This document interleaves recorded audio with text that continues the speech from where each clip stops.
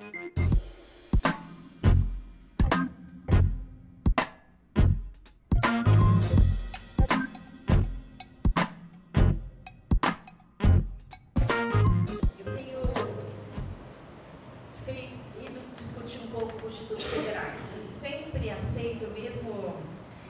a nossa agenda que não é de trabalho, né? A gente não deixa o trabalho na universidade, né? A gente aceita, né? Nós que somos um grupo, né? No país que vem fazer essa discussão, porque é importante, porque eu entendo que, como o Dante falou, os institutos federais, eles podem ser o nosso espaço de resistência, né? Diferente do que aconteceu nos anos 90, espero que seja, né?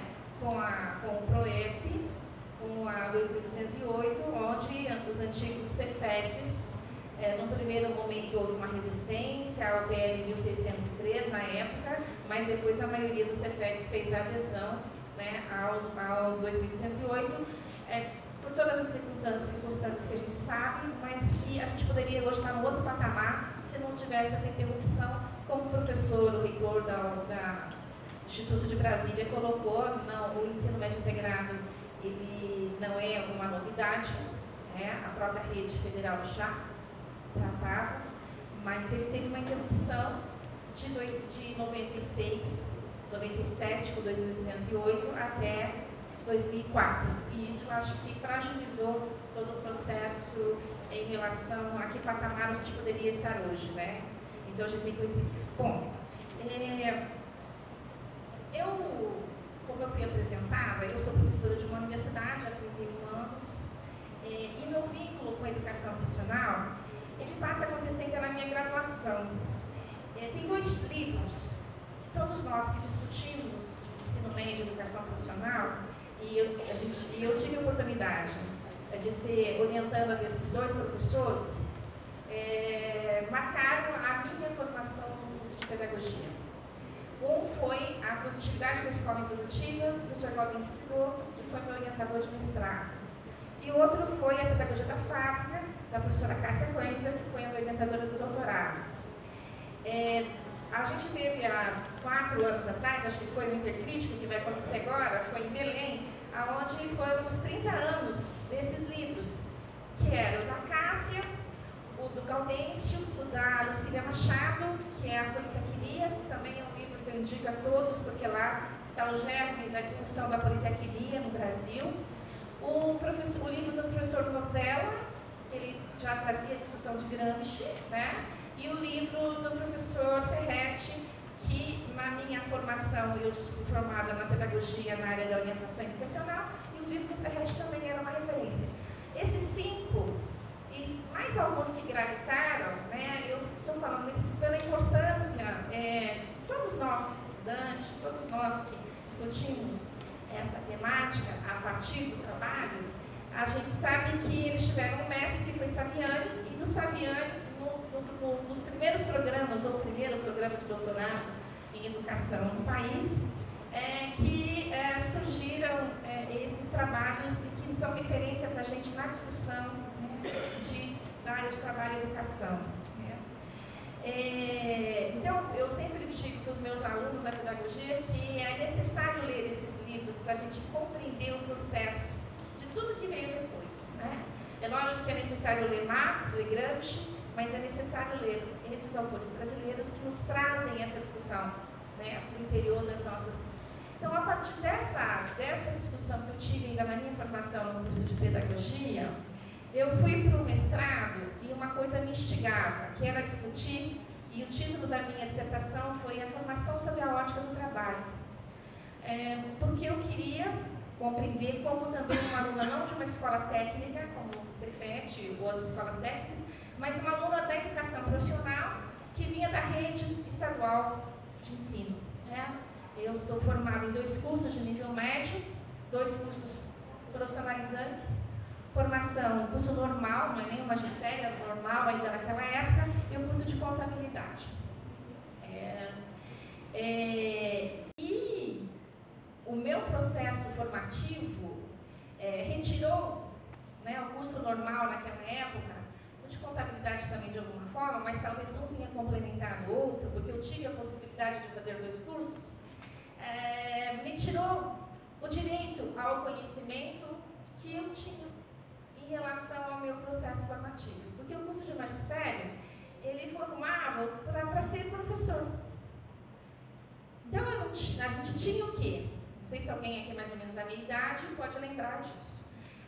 Que a gente aprendia o conhecimento voltado para a criança. Isso é a formação que a gente chama de técnico. É o conhecimento, ele ser relacionado diretamente à ação que você vai desenvolver enquanto trabalho. Então, para mim, isso é muito marcante na minha vida, porque eu tive, lógico, a oportunidade de fazer 2 cursos, então eu não tinha matemática nenhuma, mas no outro eu tinha, e assim por diante, né? Mas eu passei a não gostar de algumas coisas, de alguns conhecimentos. Por quê? Porque eu não tive. Aquilo que a gente não tem, a gente não gosta. Não tem como eu gostar de matemática se eu não tive matemática. Ou se eu não tive professores que entendiam que a matemática era importante para o meu processo formativo e não que a matemática era uma coisa difícil e que era para poucos entenderem mesmo. Ou que a química, né, professora, era uma coisa difícil e que poucos é que vão entender química mesmo. Né? Então, isso marcou a minha vida, então eu fui procurar compreender o que é que realmente, qual é o conhecimento que realmente o trabalhador precisa ter acesso. Que não fragmente o seu processo formativo e que ele tenha uma formação, então, estreita, uma formação que o coloque diretamente ao mercado de trabalho e não uma formação que possibilite que ele tenha essa integralização, esse processo de formação humana integral que tanto a gente recita, porque eu acho que muita gente recita, né, mas não compreende, não internacionaliza. Eu tenho um filho de 17 anos e eu fui procurar para o meu filho uma formação que possibilitasse isso, que ele não deixasse, desculpe o termo, mas que ele não deixasse nem um rabinho para trás.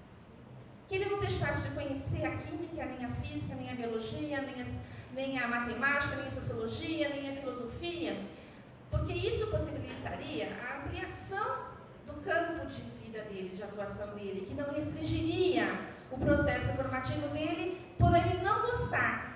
E por ele não gostar no sentido de que eu não gosto porque eu não sei. Então, isso que eu consegui fazer para o meu filho, eu busco no meu trabalho fazer para o filho de todos. Né? Porque se eu quero uma formação integral, aonde eu tive a possibilidade de ter para ele ter uma boa escola, ele falar línguas, né? Ter acesso a isso, ele ter acesso ao esporte, ele ter acesso à música. Então, isso é uma formação integral, a todas as dimensões. Marx já falava, e lógico que quando Marx falava na tríade, que é o intelectual, o físico e o tecnológico, quando ele falava no físico, ele não estava falando da educação física, ele estava falando no físico no sentido de que para o trabalho ser atenuado, o sujeito tinha que desenvolver atividades físicas para amenizar o desgaste que ele tinha em relação ao próprio trabalho. Né? Então, esse processo formativo, né, para a gente compreender que não é superar esse processo que é fragmentado. Também não basta eu saber química, física e biologia, português, matemática, filosofia e sociologia, e não conseguir olhar para a realidade e conseguir compreendê-la. Então, acho que isso foi a minha motivação para entrar no caminho que eu fiz na minha trajetória profissional, que é discutir a formação da juventude, né, a partir da categoria trabalho. Né. Eu quis dizer isso para a gente ir para a gente poder começar a dialogar naquilo que eu trouxe para vocês. Ele tem muito a ver com o que o Dante falou, eu vou tirar um pouco da minha fala, mas para a gente chegar, então, o que é que está colocado hoje para a gente, quais são os desafios. Bom, feito esse preâmbulo, eu estava lendo um trabalho do Frigoto recentemente, ele terminou uma pesquisa há cerca acho que de 2 anos ou 1 ano sobre os institutos federais. Né? E ele faz umas perguntas que eu acho que são instigadoras, que eu vou deixar a pergunta no ar para vocês. Né? Ele pergunta assim: qual o vínculo que os institutos têm com o projeto social e desenvolvimento e que concepção de desenvolvimento os institutos têm? E a segunda pergunta que ele faz é: qual é a concepção do ensino médio dos institutos federais?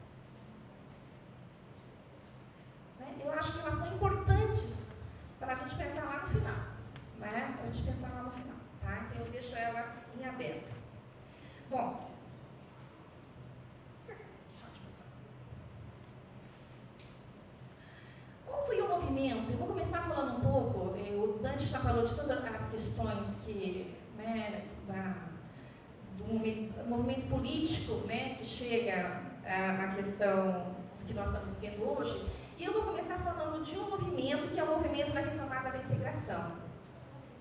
Eu não vou falar, pode passar. Eu vou falando, gente, eu nem li, eu faço isso aí, mas depois eu não sigo, então vocês não se preocupem que eu estou falando. Eu devia ter feito igual o Dante, nem coloca, né, Dante?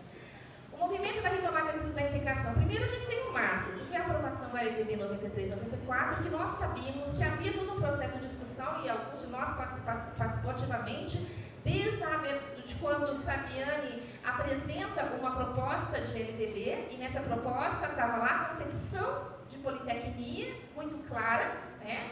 Isso foi se modificando no processo até chegar à versão de Darcy Ribeiro, e que isso, de uma forma, né, é suprimido essa concepção que estava colocada naquele momento.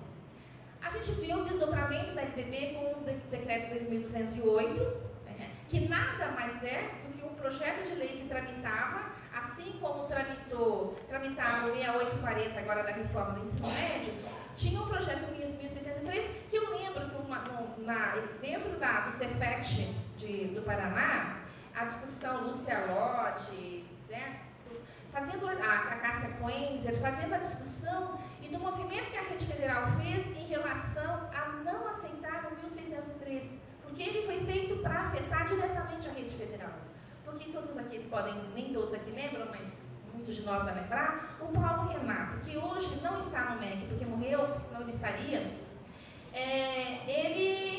ele disse que nós não precisávamos investir em pesquisa, porque era só ir no Google, que as pesquisas estavam lá. Ele disse isso na Folha de São Paulo, não estou inventando, ele disse. E ele disse mais, que a Rede Federal não cumpria o seu objetivo, que o seu objetivo era formar para o trabalho, para o mercado de trabalho, não era para a continuidade dos estudos. E o que estava acontecendo? Os alunos iam para a Rede Federal, tinham uma boa formação e continuavam estudando. E não era isso, o objetivo não era esse. Então, 2208, ele nasce para quê? Para a Rede Federal. Para dizer para a Rede Federal, não, esse não é o objetivo da Rede Federal. Né? Posso tentar. Legal. Eu não faço duas coisas ao mesmo tempo. Tá? E daí, eu estou falando disso para mostrar que o movimento ele vai e volta. O que aconteceu com isso?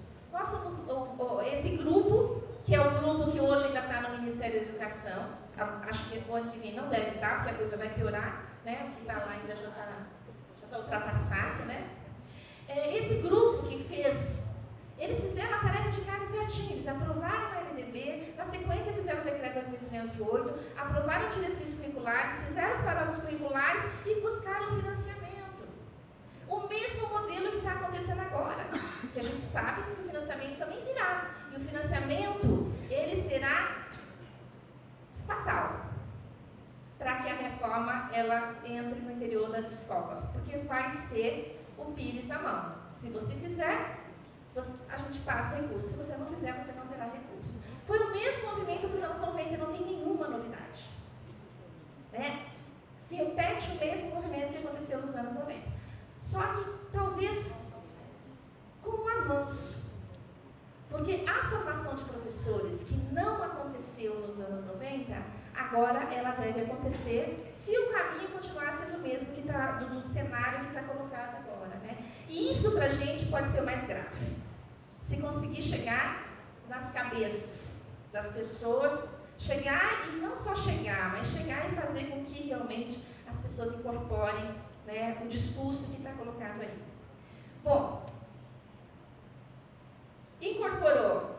Mas o que começa, o Dante já falou sobre isso, né? Então 2003 há um grande movimento no país, né? Os dois grandes seminários que ocorreram, da educação profissional e do ensino médio. Esses seminários apontaram qual seria a política para a educação profissional e para o ensino médio brasileiro. Talvez o erro foi que nós demoramos, né? Nós vamos chegar, que a gente discutiu muito, né? Coisa que esses grupos que estão por aí, o que está agora e o que vai entrar, não terá discussão. Né? Nós discutimos muito e fomos aprovar só diretrizes em 2012. Né? Então, de 2003 a 2012, foi um processo rico, mas que não conseguiu fazer as amarras necessárias, talvez. Né?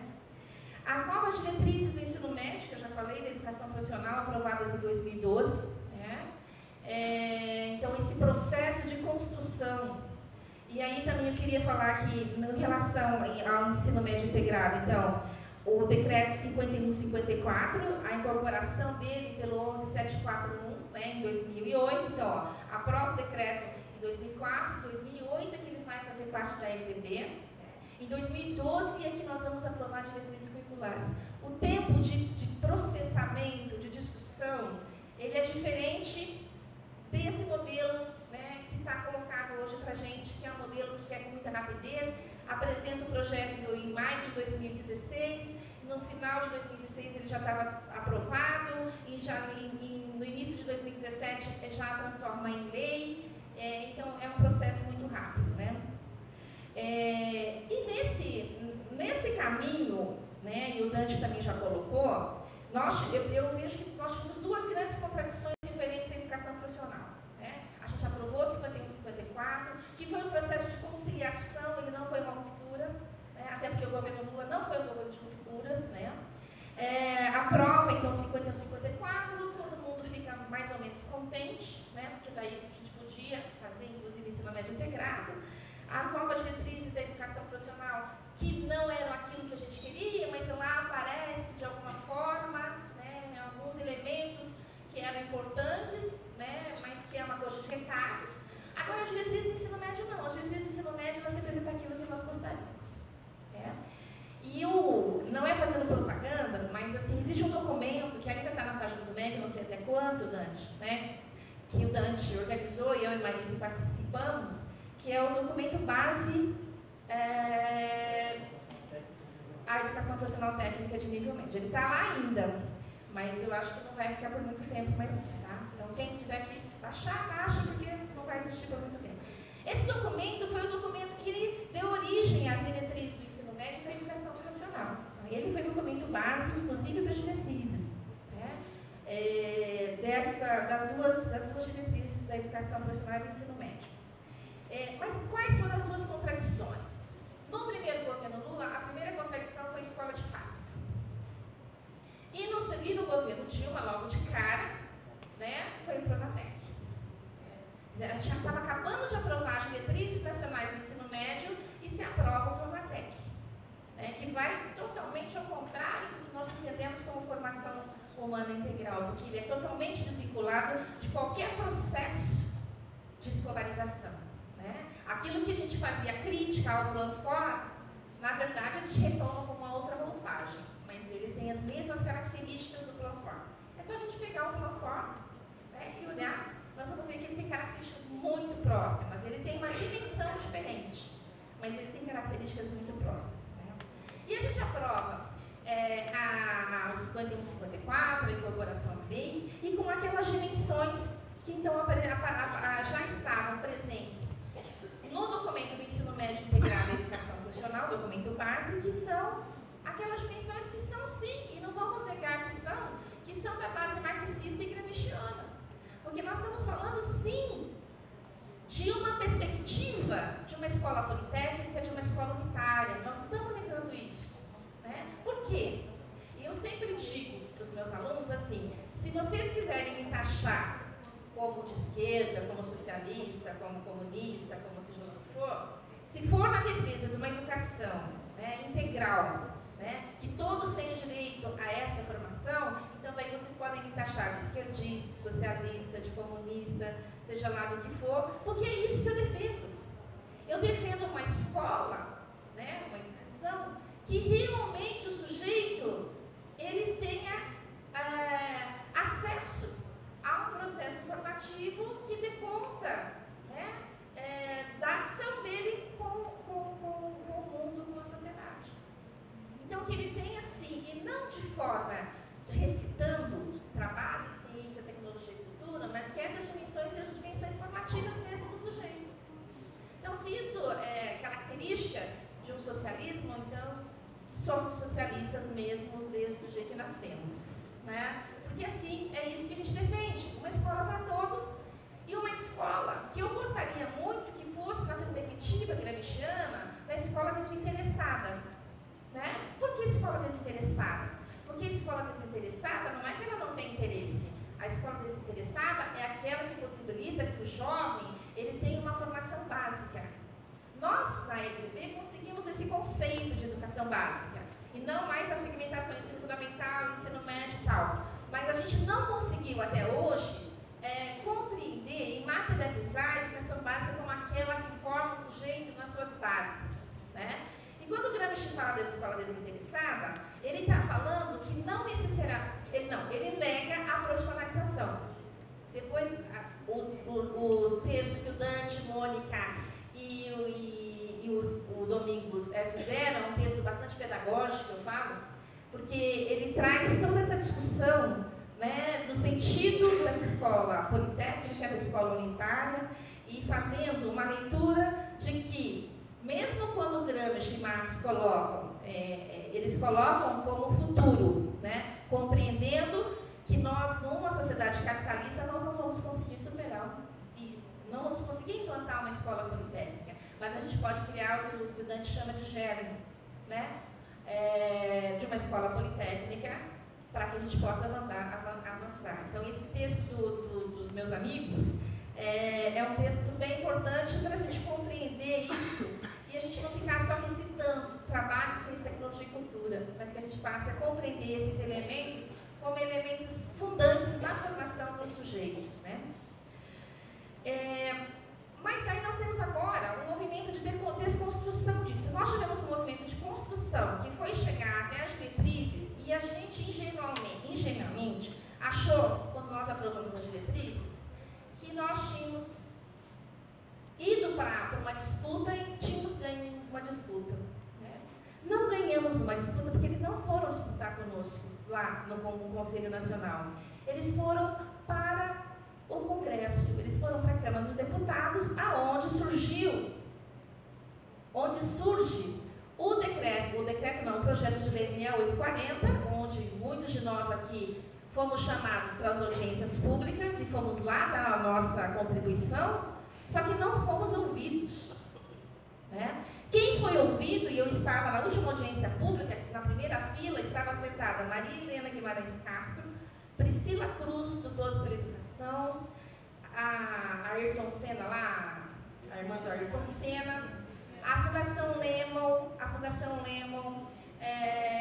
e outros, e o próprio Concede, eles estavam sentados na primeira fila. E o professor Ferretti, para quem conhece, o professor Ferretti é um professor, ele é muito polido, né? Ele tem uma fala muito gostosa de ouvir, ele é muito gentil, diria a palavra. E ele dizia assim, ele foi o último a falar, ele dizia assim, olha, nós não estamos falando da mesma coisa. O que vocês estão chamando de integral não é a nossa concepção de formação humana integral, né? Mas não fomos ouvidos. O 6840 saiu, Maria Helena Guimarães é contratada pelo Concede para fazer uma leitura e indicar quais as alterações o Concede deveria encaminhar ao Congresso Nacional. É criado um movimento nacional em defesa do ensino médio no país, e esse movimento vai lá para a disputa. O Concede não vai para a disputa. A Maria Helena Guimarães entra pela porta dos fundos do Ministério da Educação em 2016, o grupo que representava Paulo Renato, né, que ela é a grande representante. E aí, o 746 sai com muita rapidez. Por que ele sai com 3, 4 meses de MEC? Porque estava pronto, né? Porque ele sai do 6840. Porque no 6840 já falava de tudo isso. Ele foi amenizado, mas ele já falava. Então, por isso que ele está lá. Vocês viram que eu falo que é pela porta de trás, mas elas entraram pela porta de trás, porque o projeto que ganhou não foi o projeto que foi a partir de 2016, né? Então, esse movimento de desconstrução, ele passa pelo 746, ele passa, então, pela Lei 13.415, da reforma do ensino médio, né? E aí eu pergunto, onde fica o Plano Nacional de Educação? Porque a gente podia se agarrar no Plano Nacional de Educação, porque lá diz que 25% deverá ser a educação de jovens adultos integrada a educação profissional. Lá diz que 50% das matrículas, é 50, né? 50% das matrículas deverão ser integradas ao ensino médio. Ele está lá, ele é lei. É lei. Que esse mesmo Congresso aprovou. Que esse mesmo Congresso discutiu bastante, no sentido de que aprovou, lembra quando aprovou o Plano Nacional de Educação, que eles aprovaram também os 10% do PIB. Esse mesmo Congresso que aprova 10% do PIB, ele vai aprovar depois a PEC como que é do fim? A emenda 95. O mesmo Congresso. Não foram pessoas diferentes. É o mesmo que disse, quando foi mandado o PNE para o Congresso, não era 10%. Eles falaram, não, tem que ser 10% porque vai ter o pré-sal. Esse mesmo Congresso entrega o pré-sal. Então, nós não estamos falando de coisa séria. Não pode ser sério, né? Um Congresso que se contradiz naquilo que ele aprova. Ele aprova e ele mesmo desaprova. Então, onde que fica o PNE? Acho que essa pergunta, eu acho que essa lei, que vai até 2022, 24, né? Nós temos que nos apegar a ela. Eu acho que os institutos federais têm que se apegar a ela, você não está lá. Ela foi aprovada. Não mudou. Né? Não mudou. A reforma, ela vem acompanhada da Base Nacional Comum Curricular e das novas diretrizes curriculares que o Dante falou agora há pouco. Uma base que quando a medida provisória chega no Congresso, eles retiram a discussão da base. Vocês lembram que uma primeira versão não era essa base que foi apresentada agora. Uma base que nas 5 audiências públicas e meu grupo de pesquisa está fazendo a transcrição de todas as falas das 5 audiências, e as que aconteceram, né, foram 3 que aconteceram e 2, a de São Paulo não tem nenhum registro, e a de Belém tem um registro, que foi um movimento que foram contrários. 90% das pessoas que estavam nas audiências públicas foram contrários. E a semana passada eles aprovam as diretrizes que ratifica a reforma e também a própria base. Então não ouviram, não vão ouvir. Essa é a diferença. Por isso que as coisas correm rápido. Né? A rapidez, ela acontece. E daí eles fizeram a promessa, pronto para o futuro. Né? E na verdade o que apareceu para a gente foi uma pinguela. Né? Nós começamos a perder tudo. Né? Terceirização, privatização, fim da CLT, retrocesso, corte de direitos, fim do SUS. Independente de quem viria para o governo, o serviço sujo estava sendo feito. Porque já havia um acordo em relação a isso, como o Dante já colocou anteriormente. Né? E qual que é o cenário que nós temos no ensino médio brasileiro? A expansão a partir dos anos 90, né? De 3 milhões e 500 mil alunos, nós passamos para 9 milhões em 2004. E hoje está acontecendo um movimento que a gente tem que olhar para esse movimento, que é a diminuição dos alunos. Nós estávamos, nos últimos anos, entre 8 milhões e 400, 300, um ano tinha 20 mil a mais, outro ano tinha 40 a menos, e agora, o último censo, o de 2017, foi apresentado que nós temos 7 milhões 930. Depois de mais de 2 décadas, nós começamos a diminuir o número de alunos no ensino médio. E aí, então, nós estamos diminuindo o número de alunos de 15 a 17 anos? Não. Nós continuamos tendo em torno de 10 milhões de jovens da idade de 15 a 17 anos. E nós temos a necessidade de ampliação do acesso, né? Onde nós temos 1 milhão e 700 jovens fora da escola e quase 3 milhões, ou cerca de 3 milhões que estão retidos do ensino fundamental. Então, essa é a realidade. Né? Eu vou estar falando um pouco da reforma para chegar na questão da educação profissional. Uma expressão do que prepara para a educação, a reforma do ensino médio, ela retoma uma visão reducionista de formação, né? E há um movimento articulado por setores conservadores que atuam de forma sistemática e agressiva, e o Dante também já falou sobre isso, para orientar o currículo por valores estranhos ao Estado Democrático de Direito. Né? Esses estranhos, né? Esses conservadores, esses valores estranhos, eles estão vindo principalmente por instituições que o Dante já falou, que são as instituições que foram criadas pelo empresariado. Nesse movimento que a gente achou que nós estávamos avançando na educação brasileira, o empresariado se organizou, né, através dessas instituições, dos seus institutos, e passaram a olhar para o ensino médio, né? E se apoderaram de terminologias que parecem dizer a mesma coisa, mas não dizem a mesma coisa, e estão hoje entrando dentro das secretarias de Estado da Educação para dizer para as secretarias, tirando o papel do gestor, o papel do professor, para dizer qual é a melhor forma de estruturação dos currículos na educação básica e profissional. Confirma, então, a premissa histórica da educação sobre o capitalismo, a inclusão excludente, né? Estamos trazendo os alunos para dentro da escola, é o conceito que a Cássia Klinzer trabalha, mas a gente exclui porque as condições, elas não estão presentes, né? Há uma mistificação de uma oferta que a parcela importante de jovens estudantes não logra beneficiar-se, uma estrutura e uma forma de organização que se dá a partir de um sujeito, aluno, abstrato, sem história, sem cultura, sem necessidade de sobrevivência e sem identidade. E aí esse quadro que está aparecendo aí é um quadro que a professora do Rio Grande do Sul, a Vera, ela estuda a questão do empresariado, né, da privatização. Então esses são os sujeitos que hoje ditam qual é a educação do ensino médio, e daí ensino médio e suas modalidades para o Brasil. Então, a reforma do ensino médio, ela passa pelo Todos na Educação, pelo Instituto Unibanco, pela Fundação Carlos Chagas, pela Fundação Lemon, quer dizer, por todos esse agrupamento de pessoas ou instituições que elas representam e que estão dizendo, então, qual é a perspectiva da formação da juventude brasileira. O que eles estão propondo formar?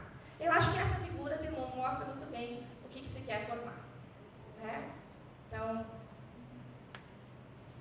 uma pessoa que não precisa refletir, né, que a formação dela tem que ser em cima daquilo que eu falei, né, dos anos 70, dos anos 80, início dos anos 80, final dos anos 70, ainda, a partir da Lei 4.024, que você preparava o sujeito para o fazer, né? Então, é um pouco isso que está colocado nessa figura. Mas qual é o lugar da integração curricular nesse cenário? Para mim, o lugar do ensino médio integrado à educação profissional é o da resistência. O Dante já falou sobre isso, eu só quero reforçar que a gente tem essa perspectiva, né, da integração curricular. A expectativa nossa, que trabalhamos com isso, é o da resistência, e da resistência passa pelos institutos federais. Então, há uma grande preocupação em relação aos institutos e há uma grande preocupação no sentido de que não haja novamente o rompimento daquilo que vinha sendo desenvolvido nos anos 90, que foi interrompido e foi retomado a partir dessa nova perspectiva colocada pelos 51 e 54. Né? Então, a integração curricular nas dimensões que o Dante já elencou. O ensino médio integrado à educação profissional, o horizonte é o desenvolvimento de todas as potencialidades humanas, o Dante também já colocou, a apropriação e mobilização em benefício da sociedade, dirigentes de si próprios, conselhos sociais, sujeitos coletivos, que é a Marisa que fala sobre isso. A organização do projeto Eixos, Trabalho, Ciência, Tecnologia e Cultura, o trabalho como princípio educativo, isso está tudo nas diretrizes, agora não pode mais falar atuais, não são mais atuais, né? Nas diretrizes do ensino médio, e se vocês forem ler agora, porque eles não estão falando de revogação, né, Dante? Eles estão falando de atualização das diretrizes curriculares nacionais do ensino médio. Ela nos engana, num primeiro momento. Se você pegar agora o documento, a gente já teve acesso à resolução, que ela não está ainda no site do CNE. Ela vai falar do trabalho da ciência, tecnologia e da cultura. Ela vai conceituar, da mesma forma que estava nas diretrizes anteriores, o que é trabalho, o que é ciência, o que é tecnologia, o que é cultura. Ela vai falar de formação integral. Né? Só que depois ela começa a cair na máscara, porque daí ela vai começar a mostrar a fragilidade do processo formativo que está colocado. né? Que são os itinerários formativos, que é a educação à distância. O que foi aprovado? 80% da educação de jovens adultos pode ser à distância. 20% do ensino médio chamado regular, né? A gente nunca achou um nome tão apropriado para substituir o regular, 20% pode ser à distância, poderá ser à distância. Então, esse é o caminho que está se colocando. O estudante, como um ser histórico concreto, capaz de transformar a realidade em que ele vive, então esta é a perspectiva que se coloca no ensino médio integrado. O domínio dos fundamentos científicos e tecnológicos, sobre os quais se assenta a produção moderna. O desenvolvimento de estratégias acadêmicas, científicas de integração, alinhadas aos propósitos definidos no projeto. E as finalidades educativas mais amplas, concepção e reorganização das áreas de conhecimento, seleção de conteúdos e de abordagem pedagógica. Quando a gente está falando de áreas de conhecimento, também a gente precisa lembrar, existem duas perspectivas de área de conhecimento. Uma área de conhecimento que substitui disciplina. Então, é uma área de conhecimento, inclusive existem instituições já formadoras de professores por área de conhecimento. Eu sempre digo que são super professores. O Sistema S já forma professores por área de conhecimento. Então, em 4 anos, ele vai ser licenciado para trabalhar com Química, Física e Biologia, na área de Ciência da Natureza, matemática mesmo, Sociologia, Filosofia, Geografia e História, Ciências Humanas, e Português, Língua Estrangeira, Educação Física e Artes. Está lá, né? É só a gente abrir o Sistema S que ele já está oferecendo essa formação. Essa é uma concepção de área de conhecimento. Agora, existe uma outra concepção de área de conhecimento que nós começamos a discuti-la e não se efetivou, não se concretizou da forma que a gente esperava. Que é a área de conhecimento, que é a aproximação, um processo de aproximação, de quebrar as paredes das disciplinas no sentido do diálogo. Então, por que a química, a física e a biologia não dialogam entre si? Por que sociologia, filosofia e geografia não dialogam entre si? Se eu vou discutir sociedade, a sociologia tem um olhar para a sociedade, a filosofia tem um olhar para a sociedade. O objeto é o mesmo, mas o olhar é diferente em relação ao seu objeto. Mas também, acho que essa é uma questão importante. Então, romper, você tratar a área de conhecimento não é você transformar a formação do professor e também a formação do aluno por área de conhecimento, rompendo as fronteiras da disciplina. Quais são os princípios? Daí, quando eu vejo os reitores aqui, eu fico muito feliz dos reitores estarem presentes, porque uma das questões principais em relação ao ensino médio integrado passa pela gestão democrática. Passa pela compreensão dos gestores do sentido daquelas 2 perguntas que eu coloquei no início. O que o Instituto quer para o desenvolvimento? O que ele entende por ensino médio?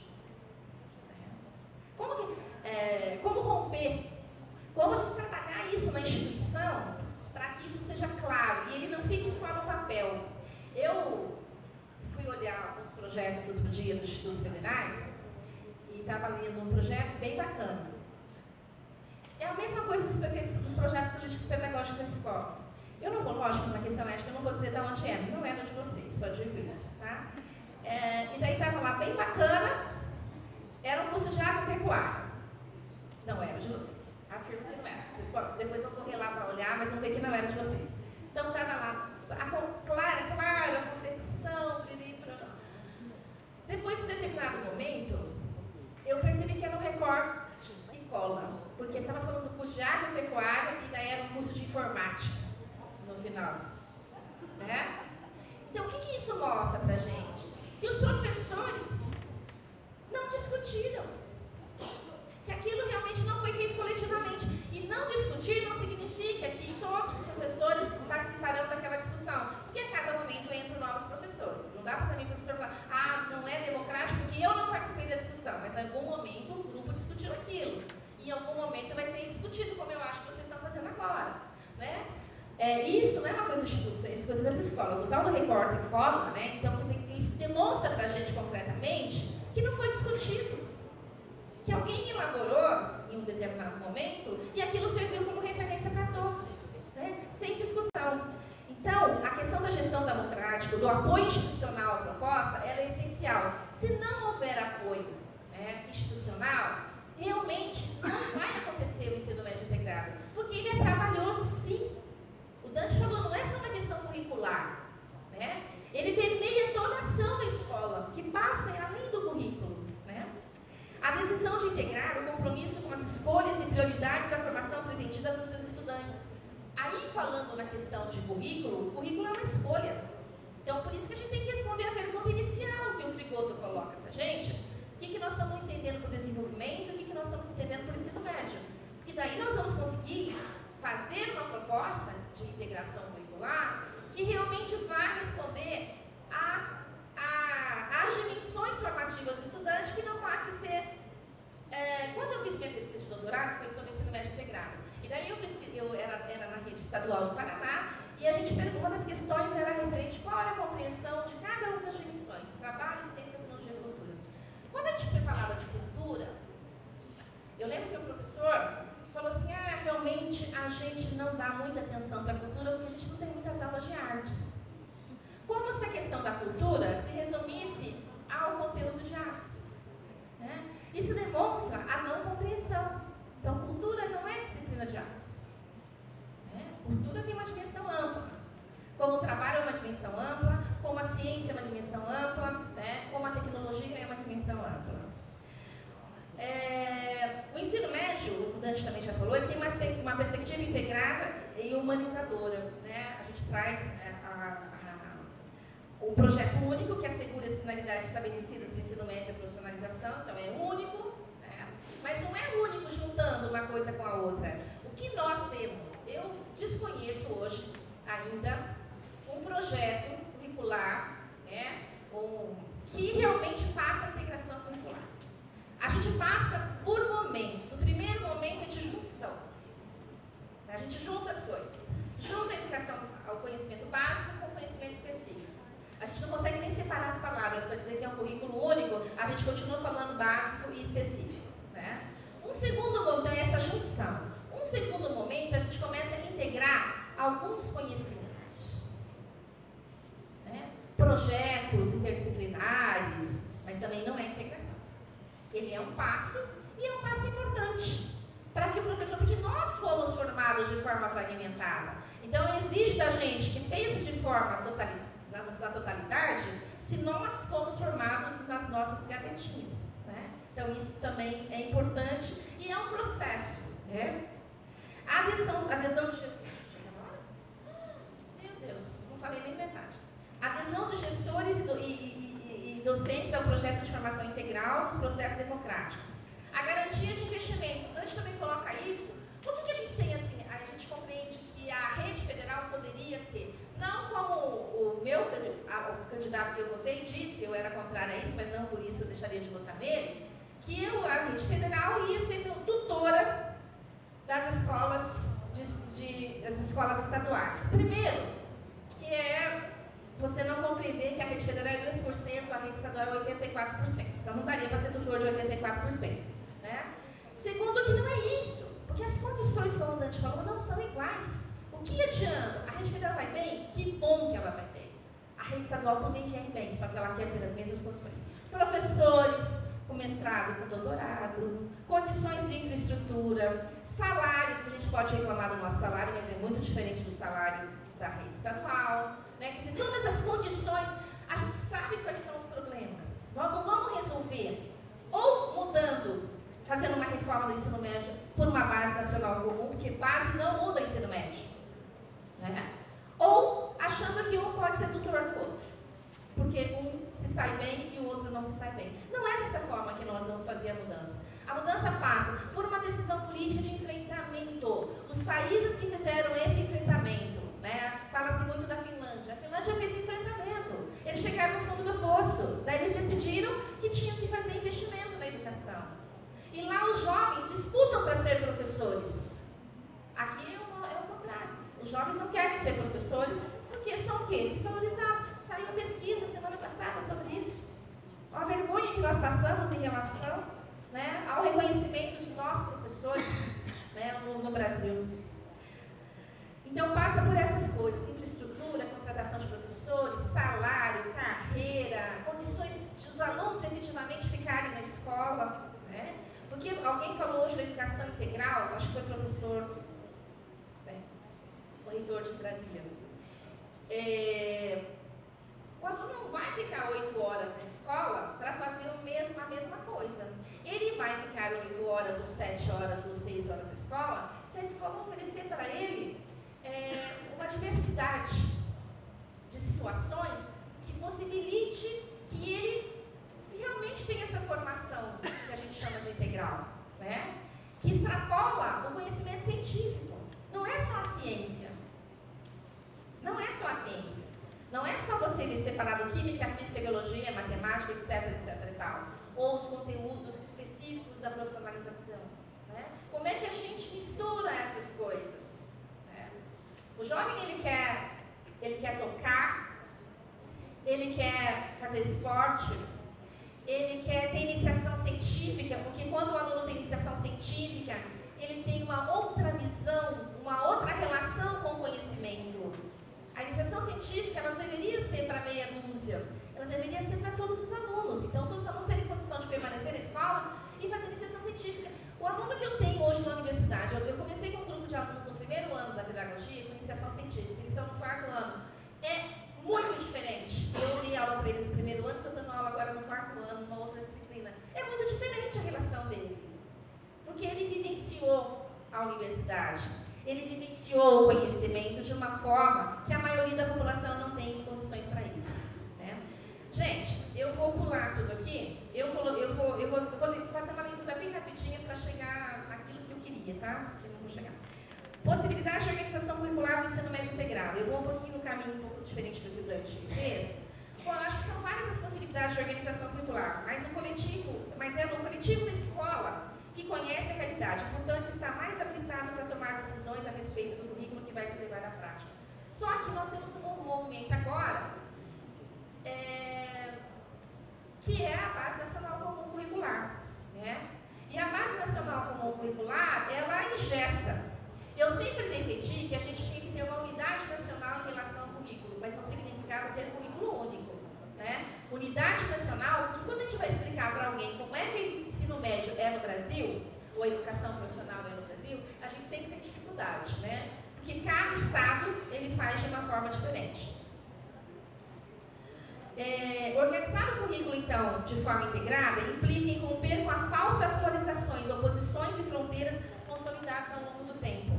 Como ponto de partida, é preciso ratificar que o ensino médio integrado exige que a relação entre conhecimentos gerais e conhecimentos específicos seja construída de forma contínua ao longo da formação sob os eixos trabalho, ciência, tecnologia e cultura, ao invés de inicialmente se concentrar em conteúdos vinculados à educação geral e posteriormente proporcionar os componentes vinculares à formação técnica específica. Porque é isso que a gente faz. A gente tem formação geral e formação específica, que não dialogam entre si. É necessário, então, contribuir para acabar com a dicotomia entre disciplinas de formação geral e disciplinas de formação profissional, e que os professores que historicamente trabalham com as disciplinas de formação geral tenham a possibilidade de avançar na compreensão do sentido da educação que é proporcionado aos estudantes. Os professores instigados a buscar relações entre ciência com a qual trabalham, seu sentido enquanto forma material produtivo para a sociedade.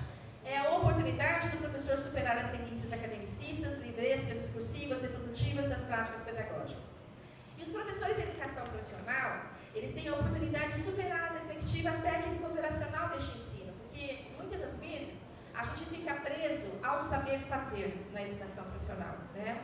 E ao invés disso, aproximar-se de um enfoque que contribua para a apropriação das condições sociais, históricas e culturais da produção e utilização dos conhecimentos científicos e tecnológicos que estão na base de cada curso. Eu vou deixar de falar algumas coisas aqui, mas depois a gente pode tratar, falando um pouco da formação humana integral, para não deixar de ter o debate, porque o Dante também, depois ele tem horário e é importante, né, que ele possa falar. Deixa eu só ver aqui no final. E aí eu vou terminar. terminar, dizendo o seguinte, né? Um pensamento de grande, que ele diz assim: sejamos pessimistas na razão e otimistas na vontade. E ele vai dizer que o pessimismo da razão não quer dizer que nada daria certo. Ao contrário, significa sermos capazes de identificarmos situações adversas para não criarmos mitos, enquanto o otimismo da vontade é a reunião de energia que nos leva, alimenta para perseguirmos a utopia dos nossos caminhos.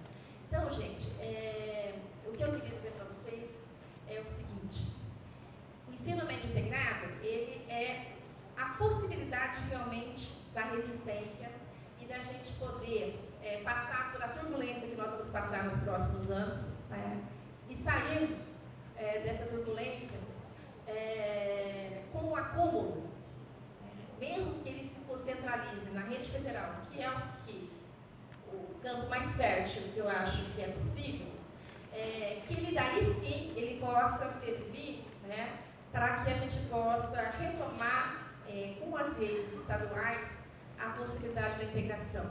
Não que a integração ela vai sumir. O Dante falou na rede do Paraná, que eu estive por 8 anos, ela não acabou. O ensino médio integrado e a educação profissional ele ainda acontece na rede estadual. Só que as condições foram sendo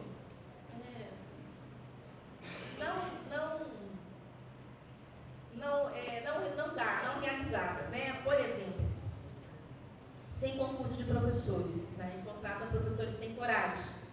Professores temporários são temporários, não que eles não sejam importantes para a formação dos alunos, mas eles não conseguem permanecer numa escola no tempo de se apropriar de tudo que é necessário para uma integração curricular, Então, a destruição, a desestruturação, ela passa por essas questões. Ela passa pela falta de recursos, ela passa pela falta de contratação de profissionais, ela passa por não autorização de novos cursos, Então, eles vão minando pela beirada para que isso realmente não se sustente, Mas há uma grande expectativa de que, e acho que nós temos hoje, diferente, talvez um pouco da situação dos anos 90, muita gente discutindo. Acho que o campo do ensino médio da educação profissional ele se ampliou bastante a partir dos anos 2000. Hoje nós temos muita pesquisa, há muito tempo não havia pesquisa sobre ensino médio no Brasil, e a educação profissional também era bastante restrita a alguns pesquisadores, como o Luiz Antônio Cunha, que continuou fazendo o seu trabalho, e há uma ampliação disso. Então, acho que hoje nós temos muito mais conhecimento em relação à educação profissional que possa possibilitar que a gente não faça aqui uma ruptura, e depois daqui a 4 anos, espero que não seja mais do que isso, a gente tenha que começar novamente num processo como a gente retomou a partir de 2004. Então, como o meu tempo acabou, eu fico para a gente poder discutir. Obrigada.